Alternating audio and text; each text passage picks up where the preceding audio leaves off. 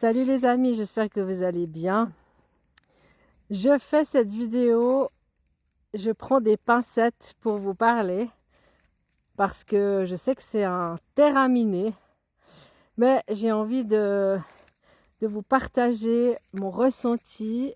Oui, quand je suis en forêt, je ressens beaucoup de choses par rapport à différents événements qui se sont déroulés, surtout en Suisse.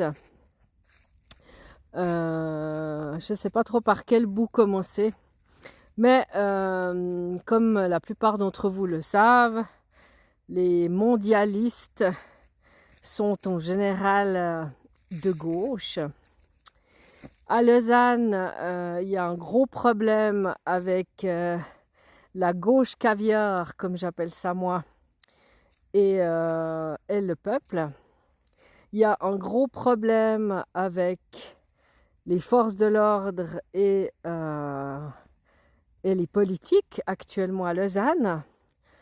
Je pense que vous avez suivi les derniers événements, entre autres ce conseil communal qui a porté un Marcel avec la mention ACAB pendant une séance du conseil communal de la semaine dernière, qui a fait un scandale. C'est juste inadmissible qu'un élu se présente au conseil communal à l'hôtel de ville avec ce genre de vêtements.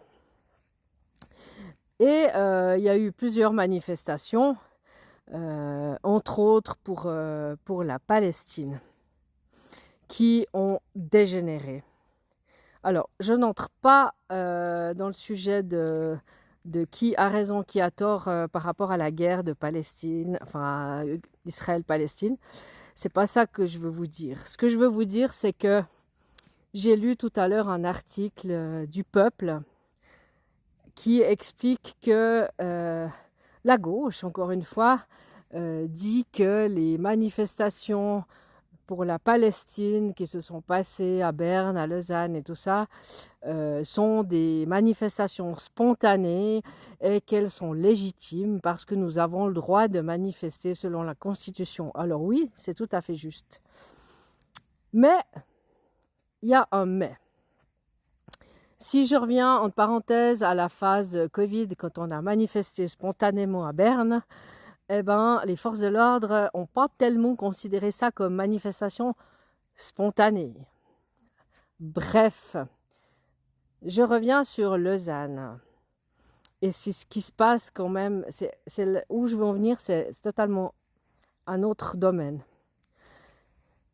La gauche, pour moi, c'est les mondialistes, Agenda 2030, le WEF, toute la merde qui nous attend. Là, on y va à grands pas, ils arrivent à faire ce qu'ils veulent et ils arrivent à monter la population contre la police avec tout ce qu'ils font. En plus, avec toutes ces limitations de vitesse, avec toutes ces règles, les gens se font amender de plus en plus, les gens sont de plus en plus fâchés contre la police. En même temps, on nous dit que grâce à ces amendes, on enrichit la ville. Hein. Donc voilà. Et donc les gens ont de plus en plus la rage contre la police. En plus, à Lausanne, on a ce problème de deal de rue, de toxicomanes. Les gens commencent à en avoir ras-le-bol. La police ne peut pas agir parce que les politiques protègent ces gens. Donc la gauche protège ces personnes. La police n'arrête pas de dire qu'ils sont en manque d'effectifs, qu'ils n'arrivent pas à suivre, n'arrivent pas à assumer leur job, mais aucun moyen ne leur est donné pour augmenter les forces. Alors là où je veux en venir, c'est que j'ai l'impression que tout ça, ça continue dans l'ordre d'idées du fameux plan, c'est-à-dire qu'il va manquer de policiers, il va y avoir de plus en plus de haine envers la police, envers ce qui se passe. Les gens vont de plus en plus aller dans la rue spontanément, manifester, donc bloquer des routes, bloquer des axes, énerver les automobilistes. Les gens vont commencer à s'énerver. La délinquance va augmenter, l'agressivité va augmenter. Il y a de plus en plus d'ailleurs d'attaques au couteau, les gens ont des armes sur eux, ont des sprays à gaz, ça va devenir l'anarchie totale. Et au final, tout ça va gentiment justifier les caméras de surveillance pour la surveillance de masse, pour la reconnaissance faciale grâce à l'identité numérique, etc., etc. Vous voyez où je veux en venir? Alors, c'est une grande réflexion, parce que, évidemment, de quel côté on se situe? Mais moi, je vois juste qu'on est en train de glisser dans un terrain propice aux mondialistes, propice à toutes ces mises en place pour nous contrôler, nous surveiller, et tout ça grâce au peuple qui finalement va demander des caméras de surveillance parce qu'ils vont commencer à avoir peur, peur d'être agressés, peur d'être violentés, et du coup, tout le monde va réclamer des caméras. C'est merveilleux, pour être surveillé, c'est merveilleux. Et ça me fait exactement penser à ce que Jacques Attali avait dit. Ils se rendront tout seuls à l'abattoir. Vous vous rappelez? Pour les injections Covid, eh ben, j'ai le sentiment profond que c'est le même scénario de film. Les gens nous mèneront à l'abattoir automatiquement, tout seuls, sans que les politiques n'aient à rien faire. Le peuple demande des caméras de surveillance, mais la belle aubaine, nous allons pouvoir les mettre, nous allons trouver les sous pour les mettre et pour pouvoir surveiller les gens.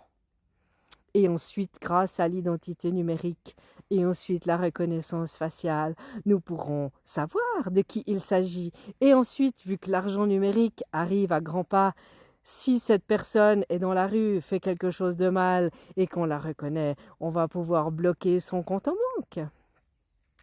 Et l'accès aux soins, l'accès à des loisirs, l'accès à des voyages, etc., etc.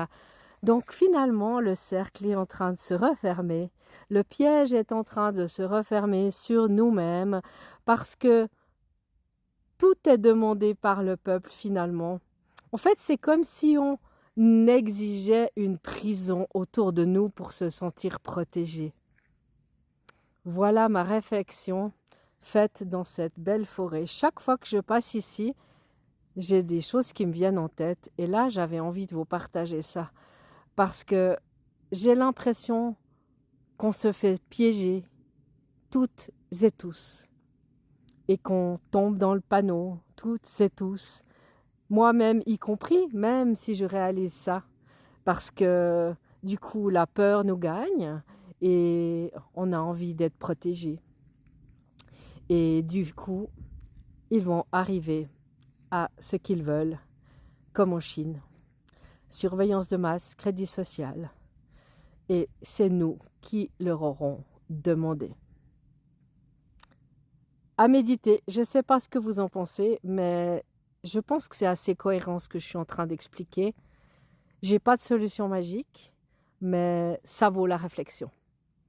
Allez, je vous embrasse les amis, belle suite de journée. À la prochaine, bisous, ciao.